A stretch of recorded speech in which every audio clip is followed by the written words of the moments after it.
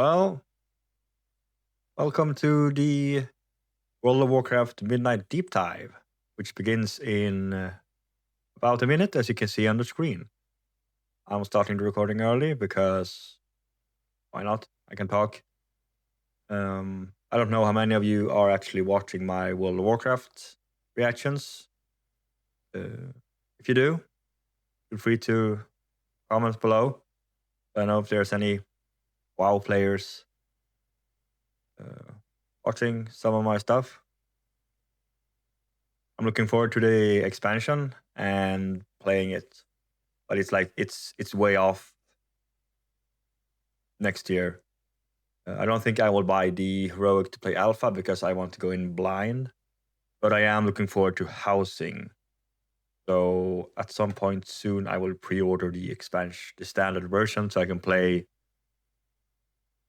with housing because that will take up my time. About this deep dive, the only thing I know is that Metzen will go himself, and everything always gets hyped when Metzen is here, which means there's going to be a bit of lore, which I'm looking forward to. Yeah, what's the deal with this expansion? We know it's the well of eternity and all of that. It's a lot. Okay, 3, 2, 1, let's go.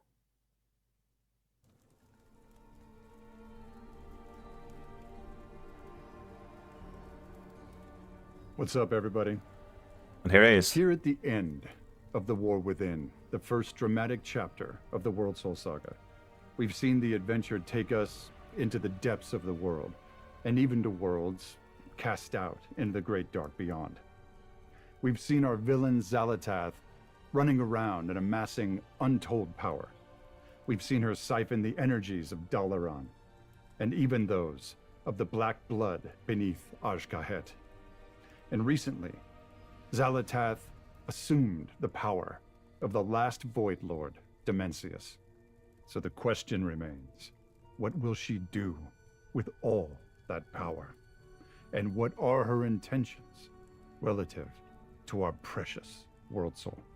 So now, as midnight descends, and the second, darker chapter of our trilogy begins, Xal'atath has returned to Azeroth, leading an army known as the Devouring Host, intent on snuffing out the light of the Sunwell and plunging the world into darkness. You, the heroes of Azeroth, will be set on a collision course with Xal'atath to save not only Azeroth itself, but everything that is. I meant to sound well.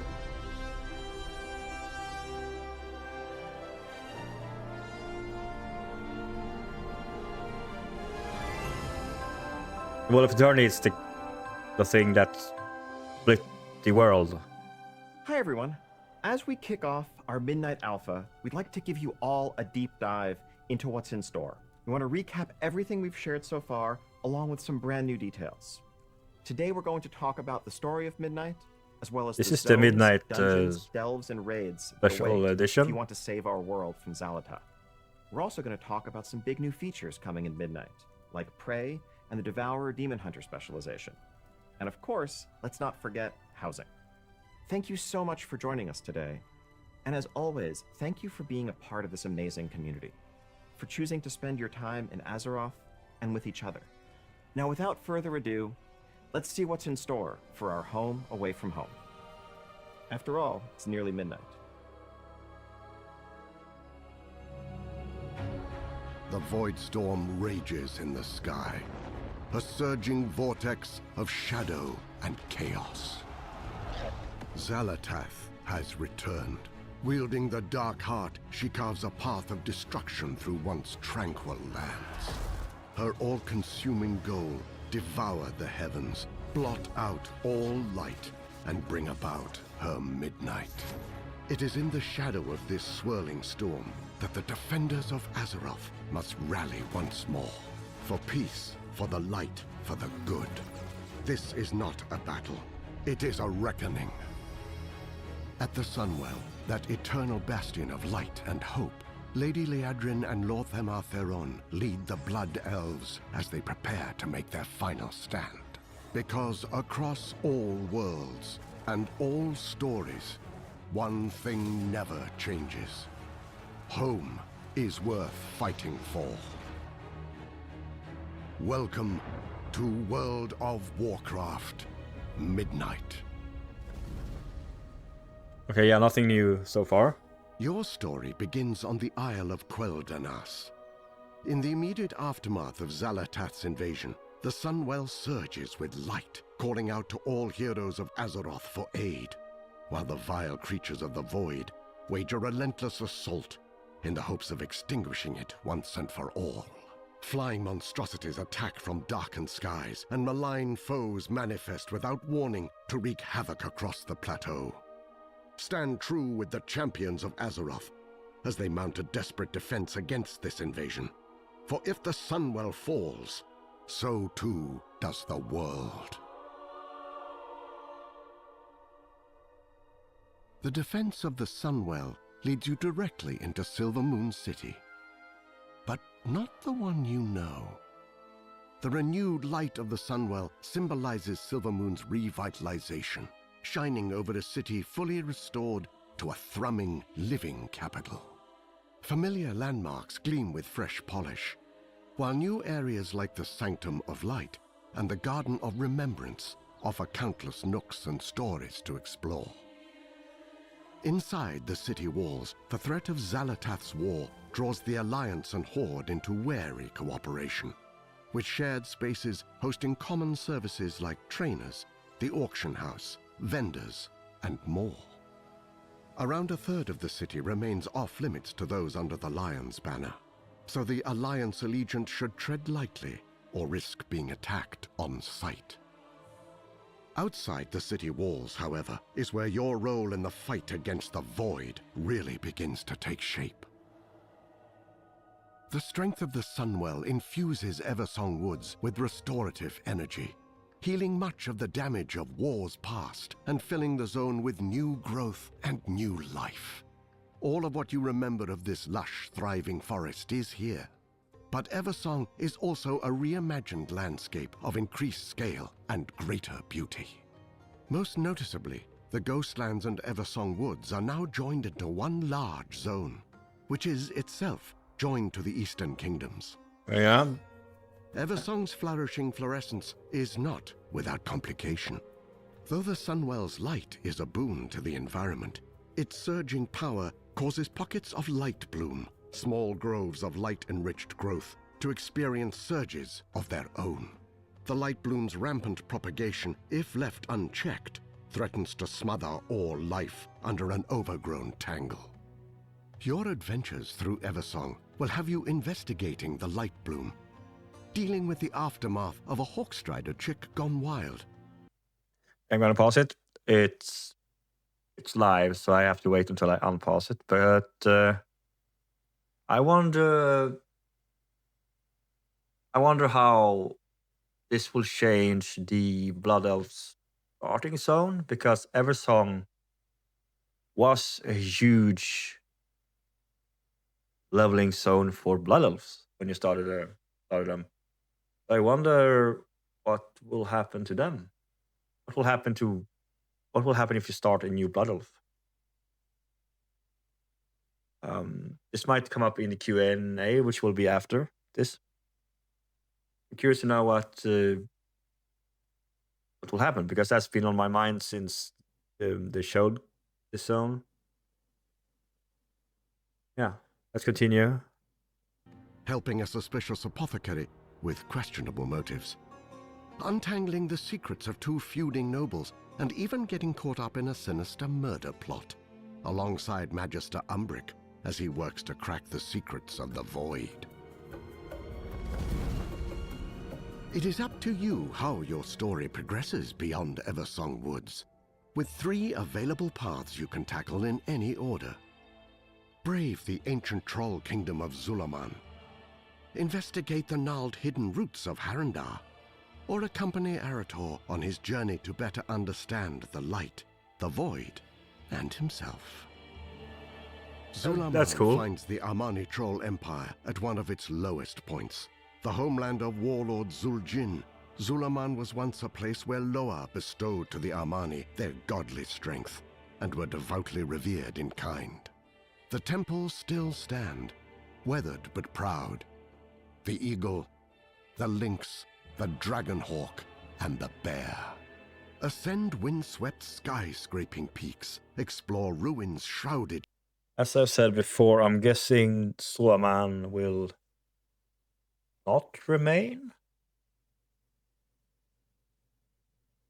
I don't know if they said it, but I don't think Zulaman would remain as a dungeon.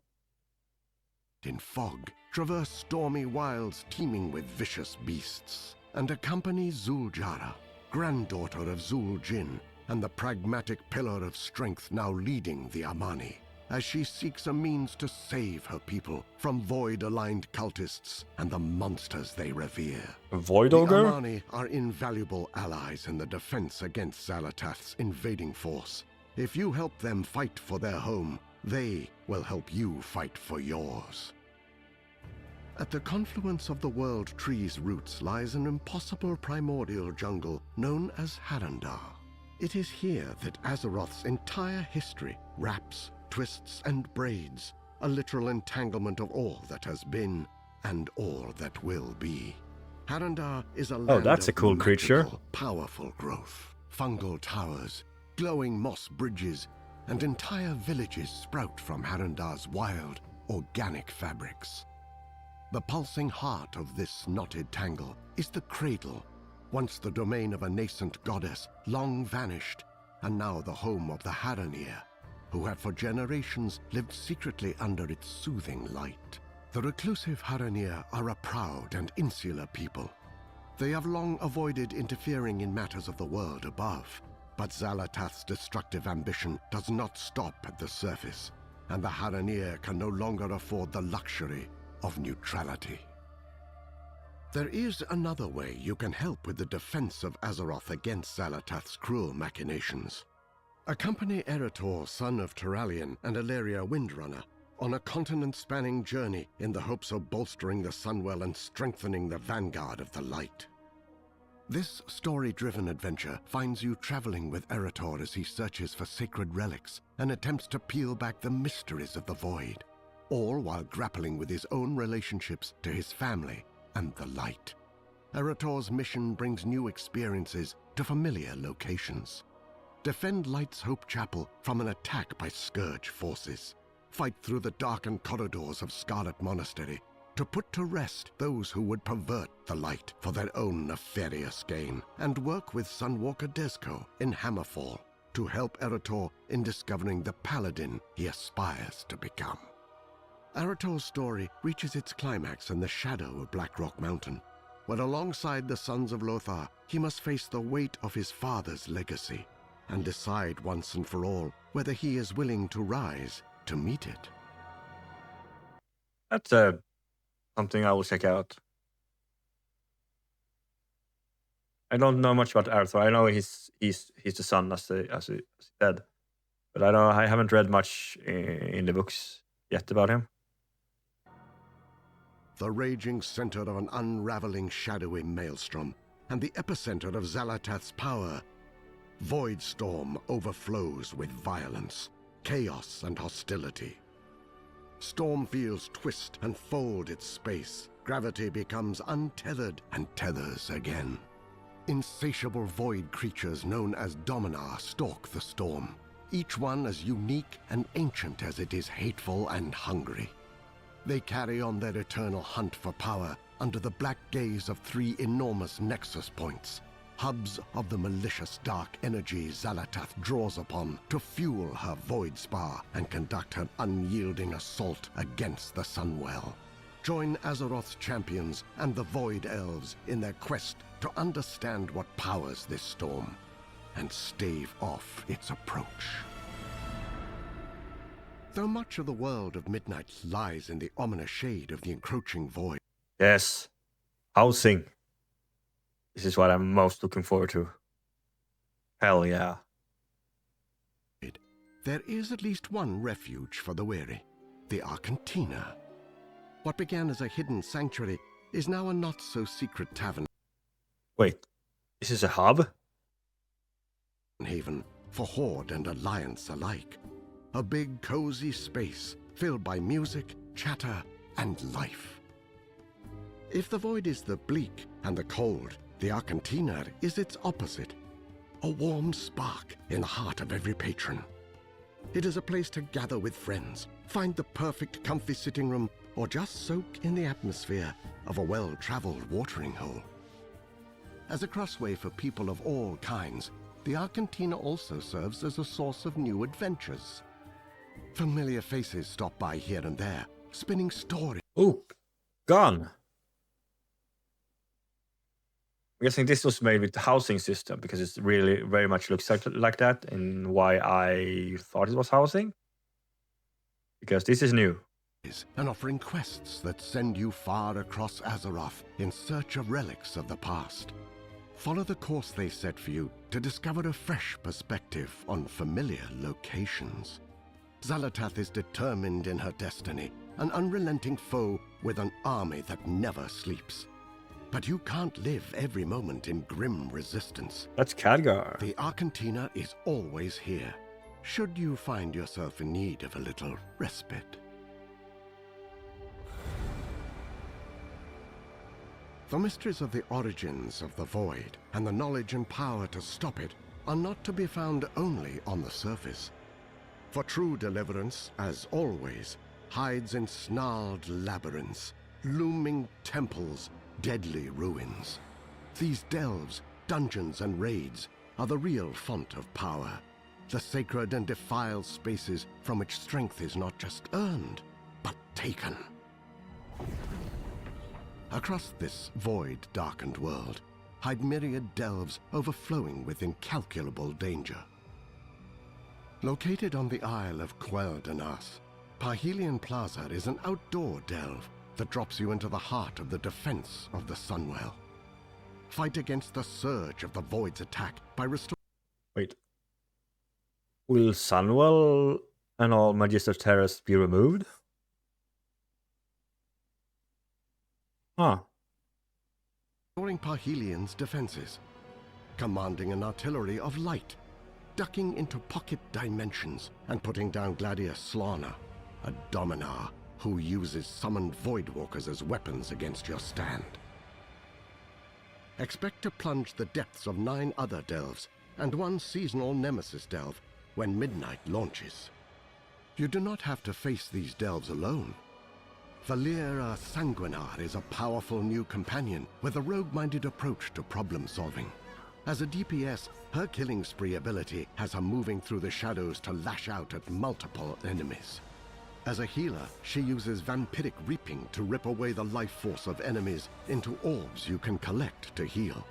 And as a tank, she uses your first mistake to taunt and do damage over time to any enemy that turns their back on her to attack her ally.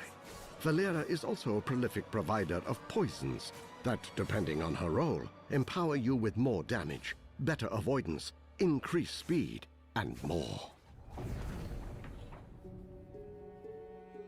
Your adventures in Midnight eventually lead you down darker paths, paths that end in overgrown corridors and ruin-stricken relics, forgotten places of powers best left unstirred. Yet these dungeons promise plunder worthy of the peril. Should Show you me have the something courage new. to overcome the challenges within. Windrunner Spire, the former residence of the Windrunner Yes. family, haunts the skyline of Eversong Wood's western I haven't shore. finished the book yet. The strained relationship of its namesake sisters, Varisa, Sylvanas, and Ilaria, imbues its halls with a sullen, spiteful energy. The restless spirits bound to this animosity threaten all who draw near. Among these spirits walks the Windrunner's sole brother, Lirith, who needs your help in quelling this restlessness and clearing his once great home of hate. Serenity, however, is not so easily claimed. There are other forces that seek dominion over this domain. Emberdawn, a fire-colored dragonhawk, claims the dilapidated gardens of the Spire as a nest for her young. She is fiercely territorial, answering intruders with both talon and flame. The derelict duo comprised of the Banshee Callis and her loyal abomination Latch lead a band of fanatical undead in a hunt for relics tied to Sylvanas. They meet outside interference with a mix of shadowy magic and brute strength. Commander Krolok, a merciless orc who oversaw countless conquests during the Second War that took Lirath Windrunner's life, stalks the Spire with an insatiable bloodlust. Since being slain in vengeance by Alleria, Krolok knows only torment and the desire to pass it on. The restless heart, a concentrated whirlwind of grief and suffering born from the conflict of the Windrunner sisters, envelops all who remain in turbulent turmoil. This swirling specter takes the form of a ranger, combining the power of the wind with volleys of arrows to cut down the uninvited. Windrunner Spire was, at one point, a living embodiment of family and of legacy. With the help of Lirath and your allies, you can make it so once more. 7 more dungeons await you in Midnight, each one crawling with the Cutthroat and the Craven. Magister's Terrace and Murder Row in Eversong Woods, the Den of Nalorak and Mysara Caverns in Zulaman, Blinding Vale in Harandar, and the Voidscar Arena and Nexus Point Zenith in Voidstorm. The most tyrannical antagonists of Azeroth. Okay, yeah, I'm looking forward to the Windrunner Spire because it's going to be a lore every dungeon, which I am looking forward to, and most likely going through it with NPCs, so I can check in the books and read what it said. And I'm going to try to finish the Sylvanas book before midnight, if it's something else in the book for this, because I am at the point in the book where everything that happens in Windrunner Spire has already happened.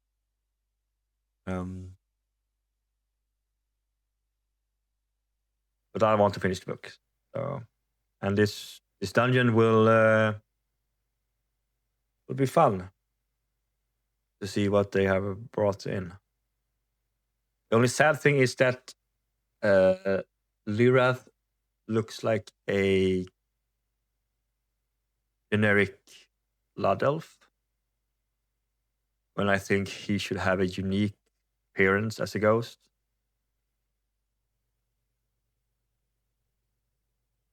Work their dark deeds from within Midnight's 3 new raids.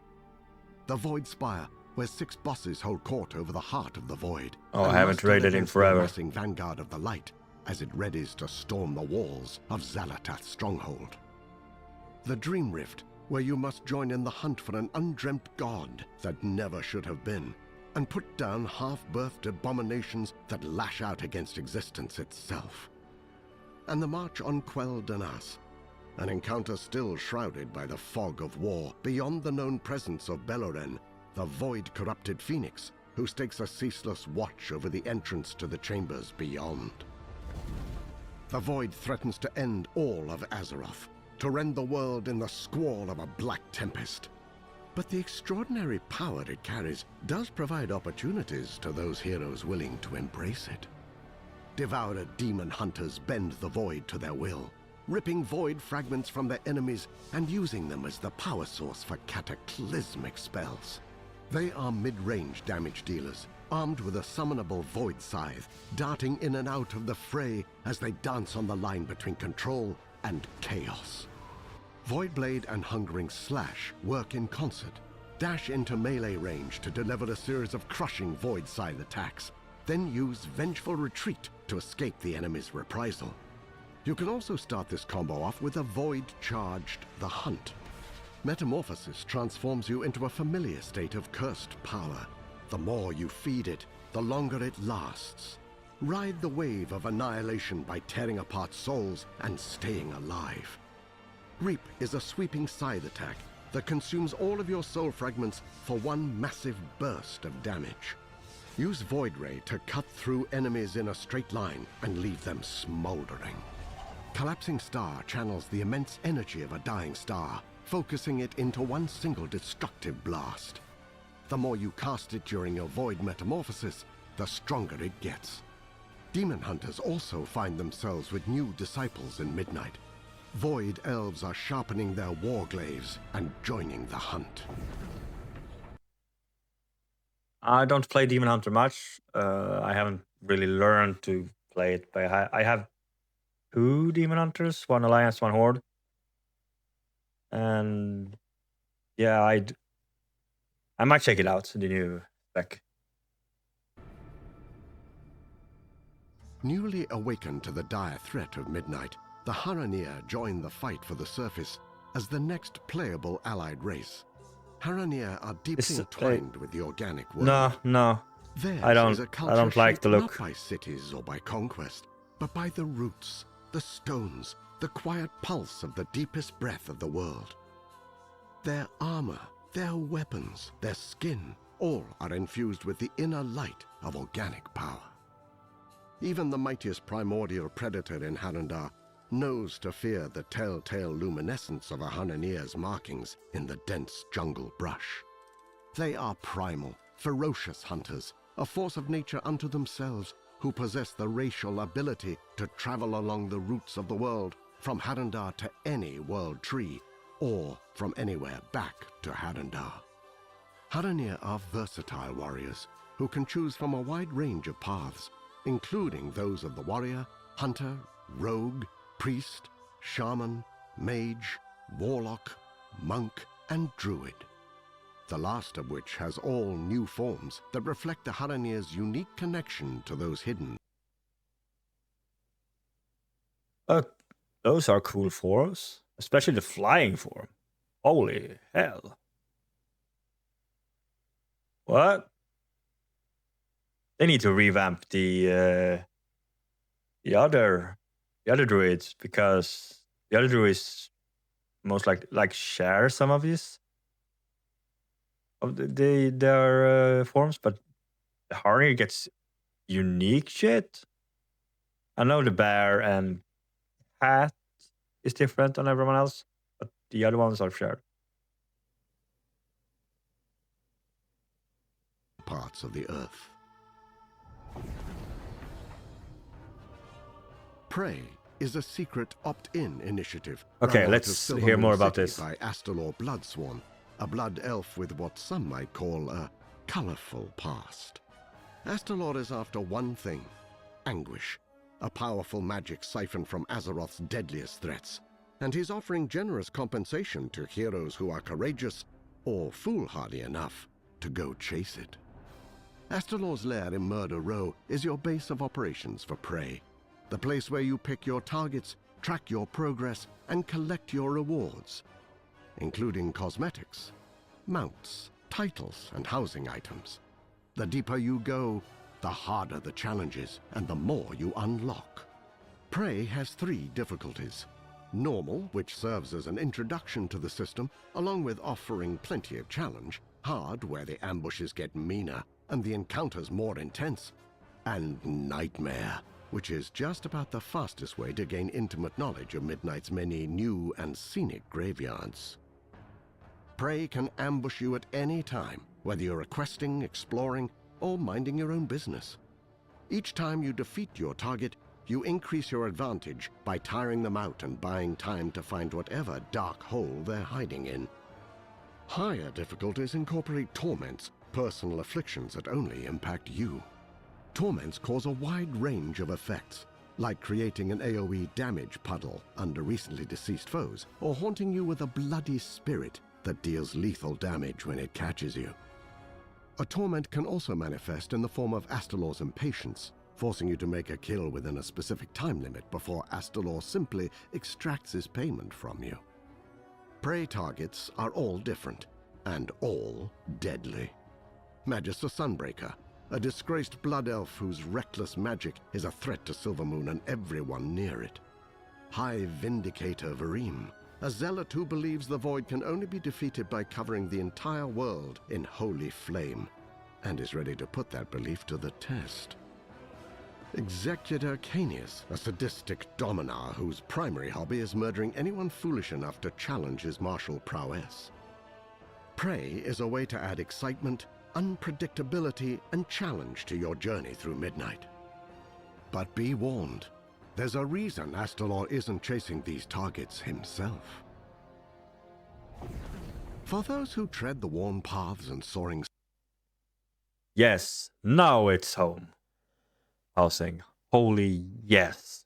Let's hear about it. Skyways of Azeroth, it is more than a world, more than story, character, or conflict. Azeroth is, and always will be, home. Housing in Midnight is dedicated to that ineffable feeling of being part of something bigger, of something greater, of living a real life as a true part of a real world. Housing in WoW is built to give you boundless self-expression in the place you call yours. Collect hundreds of decorations and dive deep on customization. Place, rotate, scale, and move items to your heart's content. This is more than changing a coat of paint or choosing a different picture frame. It's a sandbox for your imagination. World of Warcraft has over 2 decades of content, and the time you've spent in Azeroth over the years will yield a bounty of housing rewards. Milestones like completing your Legion Order Hall campaign or finishing completionist achievements like Back to the Beyond will award housing items post facto. You'll also earn decor through dungeons and raids, reputation vendors, achievements, quest lines, housing endeavors, the auction house, holidays and live events, and crafting. All professions from all expansions can craft decor. Search the world for lumber, a new gathering resource, and use it to craft decorations that can be bought and sold on the auction house. Many housing-specific items can be dyed, giving you greater control of the finer details of decorating. Imagine your dream home. Collect and craft the decor to bring it to reality. Then tweak it until it is just right. Floor plans are flexible. You can rotate and stack rooms to create multi-floor structures. A variety of room types and shapes are available, including normal squares and rectangles, L and T hallways, as well as some more fantastical configurations. Advanced mode takes the toolset even further, allowing you to adjust each piece of decor exactly as you want. Rotate, float, scale, and more to make your home a perfect reflection of your taste. And that's just the inside. The outside of your house is also customizable. Place your home how you want it on your plot. Add fountains, statues, planters, and more. Change out your windows, pick the perfect chimney, add a tower, and decide on the door of your dreams. Exterior plots also have the same advanced mode as interiors for even more modification. At Midnight's official launch, you'll have a choice between exterior themes based on orcs, humans, blood elves, and night elves. These aren't just skins, they're full architectural styles with unique customization options. Orc homes feature hide roofs. So far, holy shit, this looks good. And I saw you can play 10,000 items. That is a lot. This already looks way, way better than Final Fantasy Housing. Rooftops, bonfires, and rugged surfaces. Human homes are rustic, with sturdy stone walls, warm wooden floors, and colorful banners. Level up your house to unlock more flexibility. New rooms and floors, bigger house sizes, increases in the number of spots for decor, and more. Every house is in a shared zone known as a neighborhood, where you and others can show off your homes, build community, and participate in rolling challenges to earn housing rewards. Neighborhoods feature a wide variety of biomes, from spooky forests and coastal plains in Founders Point to lush oases and windswept bluffs in razor-wind shores. All contain different kinds of plots. Some are secluded and quiet, while others are clustered for the socially vibrant. Your neighborhood is faction-coded in its aesthetics, but not faction-exclusive in its residency.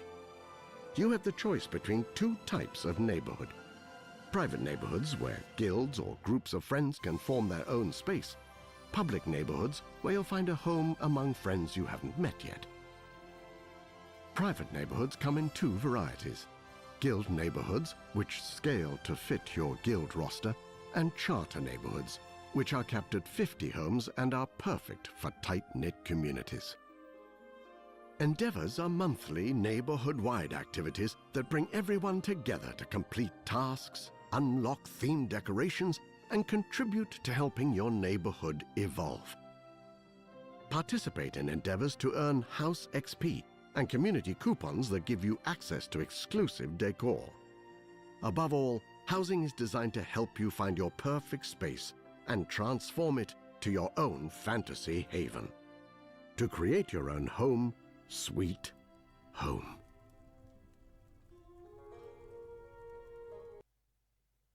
Wow, man.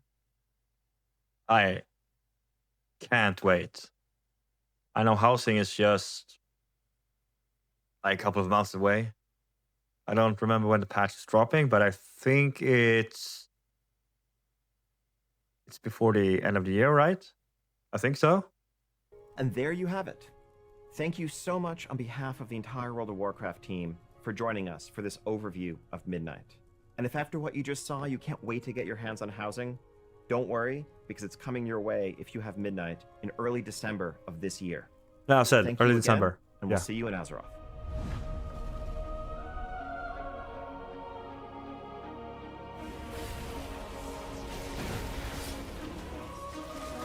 Yeah, we knew that.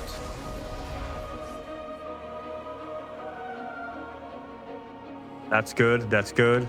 Exiles reach update. Lore walking. Okay, I haven't done that yet. I need to do that. Oh yeah, that's good. I don't remember what Apex Talix was.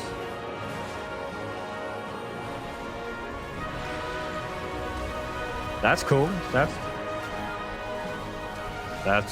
good.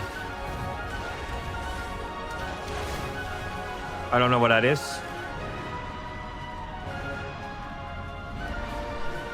I'm sure we had that. I mean, the streamline does. Friends, we hope you've enjoyed this deeper look at Midnight. But as you can see, this fight is far from over. The drums of war thunder once again, and Azeroth needs her champions, now more than ever.